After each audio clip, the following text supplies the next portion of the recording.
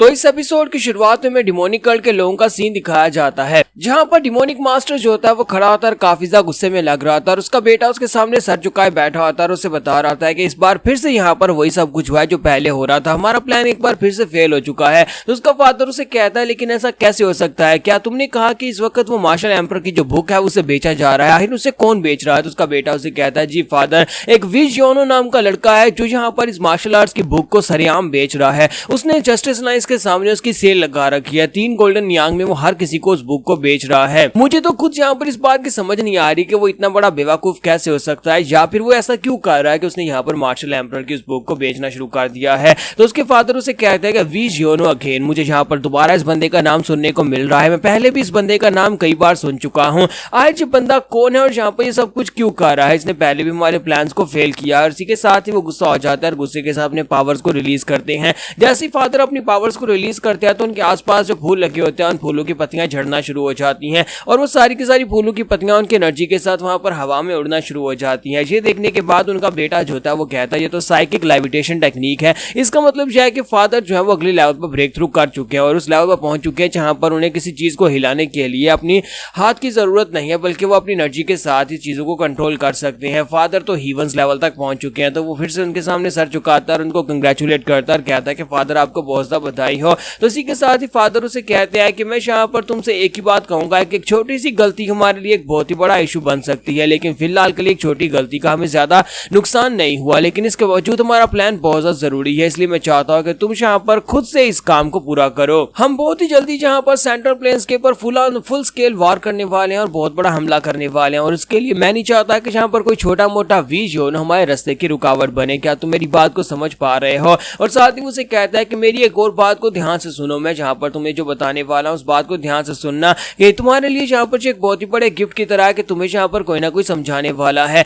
लेकिन इसके बावजूद कुछ वक्त ऐसे आते हैं जहाँ पर हमें ध्यान रखने की बजाय आगे बढ़ना पड़ता है। यानी कि बहुत सा वक्त ऐसा आता है जब हम लोग पीछे हट जाते हैं ये सोच कर के अगर ऐसा किया तो फिर हम लोग लोगों की नजर में आ जाएंगे या फिर कुछ उल्टा हो जाएगा, लेकिन फिलहाल के लिए वक्त ऐसा है कि तुम्हें ये करना ही पड़ेगा, इसलिए जाओ जाकर उस लड़के वीज योनो को मार डालो। मैं चाहता हूँ कि एक ही स्ट्राइक में उस लड़की को मार डालो और उसका काम खत्म कर दो। तो उसका बेटा उसे कहता है जी फादर, जैसा आपका आदेश मैं अभी जाता और जाकर उस बंदे वीज योनो को मार डालता हूँ। तो अब यहाँ पर हमारे वीज योनो को डिमोनिक कल्ट की तरफ से मारने की सुपारी दे दी गई है और डिमोनिक कल्ट का जो चीफ है वो यहाँ पर अपने बेटे को खुद यहाँ पर जो ऑर्डर दे रहा है। दूसरी तरफ का सीन दिखाते हैं जहाँ पर जनरल स्ट्रेटेजिस्ट जो होते हैं वो हमारे वीज योनो के फादर के मुंह पर पंच मारते हैं, फिर साथ उसे पीटना शुरू कर देते हैं, जबकि उसकी वाइफ उसे कहती है कि जी आप कर क्या रहे हैं, मुझे पता है कि आप स्ट्रेटेजिस्ट हैं, लेकिन आप यहाँ पर मेरे हस्बैंड के साथ ये सब कुछ नहीं कर सकते, आप यहाँ पर उसे इस तरह से नहीं मार सकते। तो वो उसे कहता है कि मैं इसे क्यों नहीं मार सकता, और वो आगे बढ़ते हैं, उसे कॉलर से पकड़ते हैं और कहते हैं बेवकूफ कहीं के, मैंने तुम्हें कहा था कि अगर तुम्हें मार्शल आर्ट्स की जर्नी के ऊपर जाना है तो कम से कम अपनी फैमिली का ध्यान रखकर जाना, मैंने तुम्हें मशवरा दिया था, इसके बावजूद तुमने देखो अपनी फैमिली के साथ क्या किया है, तुम्हारी फैमिली खुद से नहीं संभल रही। तो उसकी वाइफ उसे कहती है कि हाँ मुझे लगता है कि तुम्हें यहाँ पर इस तरह और बात करनी चाहिए, क्योंकि 13 साल के लिए अपनी फैमिली से दूर रहा था और जो बेकार इंसान हो चुका है। जबकि इसके फादर जो थे उसे कहते हैं कि स्ट्रेटजिस्ट मुझे बताओ तो सही मतलब क्या है इस बात का, तुम यहाँ पर क्या कह रहे हो कि मेरी फैमिली ने क्या किया है। तो जनरल स्ट्रेटजिस्ट उसे कहते हैं कि मैं तुम्हारे छोटे बेटे की बात कर रहा हूँ, आखिर तुम अपने छोटे बेटे को इस तरह से रेज कैसे कर सकते हो। तो वो कहता है कमीना कहीं का, वो फिर से यहाँ पर मेरे लिए मुश्किल क्रिएट कर रहा है। तो योनो के फादर उसे कहता है कि अच्छा ठीक है पहले शांत हो जाओ, यहाँ पर आसपास बहुत सारे लोग देख रहे हैं, तुम तमाशा बना रहे हो, मेरी भी कोई रेपुटेशन है। तो इसी के साथ स्ट्रेटजिस्ट अपने आसपास देखते हैं कि वहां पर बहुत सारे लोग होते हैं। तो स्ट्रेटजिस्ट कहते हैं अच्छा ठीक है अंदर आ जाओ, पहले तुम अंदर आओ, मैं तुम्हें सारी बात बताता हूं, फिर तुम खुद यहाँ पर फैसला करना कि तुम्हारे बेटे के साथ क्या करना है। तो सानू आगे बढ़ता है और अपने फादर से कहता है कि फादर ये तो ज्यादा अच्छा है, हमें फ्री की एंट्री मिल गई, अब हमेशा यहाँ पर जाकर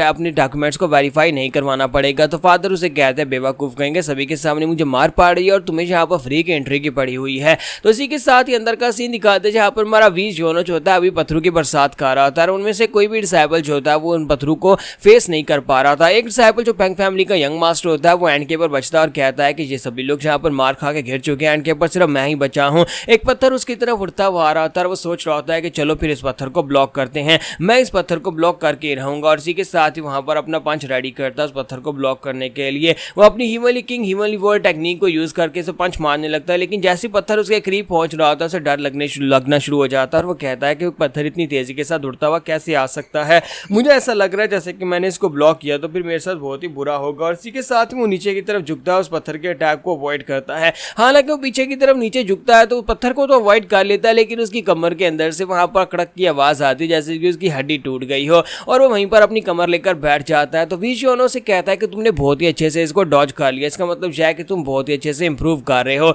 ये तो बड़ी खुशी की बात है। तो फिर साथ ही उठकर खड़ा होता है और उसे कहता है लेकिन अगर तुम यहाँ पर इंप्रूव कर रहे हो तो मेरे मास्टर कहते थे कि अगर कोई इंप्रूव कर रहा है तो फिर यहाँ पर रुकना नहीं चाहिए, जब तक कि तुम्हें ऐसा न लगे कि ट्रेनिंग करके तुम मरने वाले हो तब तक तुम्हें रुकना बिल्कुल भी नहीं है। तो उसे कहता है नहीं मास्टर रुक जाए प्लीज, इतना काफी है। लेकिन हमारा विशियोनो जो होता है फिर से पत्थर फेंकने के लिए रेडी होता है, और इस बार हमारा विशियोनो जो होता है पत्थर के अंदर पहले से भी ज्यादा पावर को इम्ब्यूट करता है और कहता है कि इस बार का जो अटैक होने वाला है वो बहुत ज्यादा खतरनाक होगा, इसलिए इसको पूरी तरह से डॉज करना वरना तुम मरने वाले हो। तो वो लड़का जो होता है वहां पर रोना शुरू कर देता है और कहता है कि मम्मी मैं तो नहीं बच पाऊंगा, प्लीज मुझे माफ कर देना। लेकिन इसी के साथ ही पत्थर को कोई आकर पकड़ लेता है और बाकी के सभी लोग भी हैरान हो जाते हैं कि ये पत्थर किसने पकड़ लिया। तो हमारा सानो वहां पर पहुंच जाता है और हमारा विशियोनो सानो को देखकर और भी हैरान हो जाता है। तो वो उसे कहता है कि ब्रदर तुम यहाँ पर क्या कर रहे हो। तो इसी के साथ ही हमारा सानो आगे बढ़ता है और उसे कहता है कि तो तुम यहाँ पर हो, इन बच्चों को यहाँ पर पत्थरों के साथ पीट रहे हो, तो तुम्हारी तरफ मैं बताओ क्या करूं। और वहां पर आगे जाने के बाद उसे पीटना शुरू कर देता है और कहता है कि मैं तुम्हें गले लगाऊंगा लेकिन उससे पहले तुम्हें पीटने वाला हूं।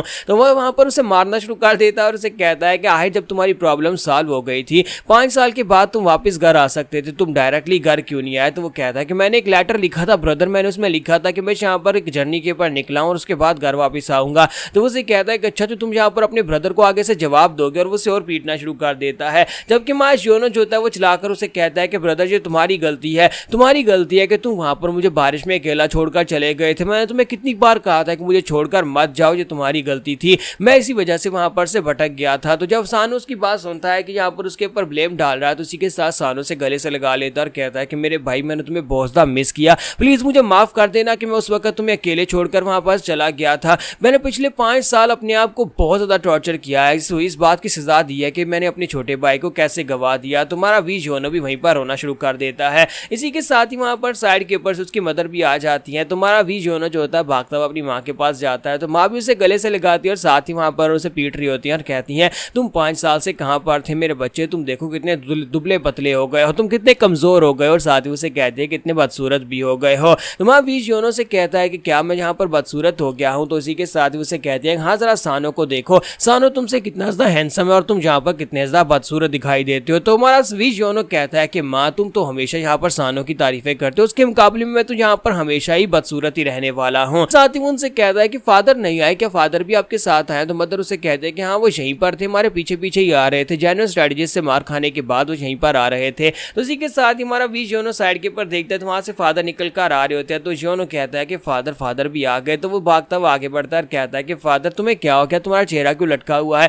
ऐसे लगता है कि तुम जेन्युइन स्ट्रेटजी से मार खा के आ रहे हो। तो फादर बड़ी तेजी के साथ भागते हुए उसके पीछे लग जाते हैं और कहते हैं कमीने कहीं के यहाँ पर आओ, मैं तुम्हें बताता हूँ कि मेरे साथ क्या हुआ है। अभी अभी तुम्हारी वजह से मैं मार खा कर आ रहा हूँ क्योंकि तुम बिल्कुल भी नहीं बदलने वाले, और अब तुम्हें यहाँ पर मुझसे कौन बचाएगा, हम दोनों यहाँ पर बाप बेटे वाली बातें करने वाले हैं। जबकि विशियोनो कहता है कि फादर तुम्हारे चेहरे को देखकर लग रहा है कि हम दोनों यहाँ पर कोई बात नहीं करने वाले बल्कि तुम मुझे पीटने वाले हो। और जहाँ पर साइड के ऊपर उसके सभी डिसाइपल्स खड़े होकर देख रहे होते हैं और कहते हैं क्या वाकई में ये विशियोनो की फैमिली है, इसकी फैमिली तो इसी की तरह ही पागल है। तो यहाँ पर हमारी एपिसोड 68 का एंड हो जाता है। तो एपिसोड की एक्सप्लेनेशन अच्छी लगी हो तो कमेंट करके जरूर बताइएगा और वीडियो को लाइक करना मत भूलिएगा। Thank you.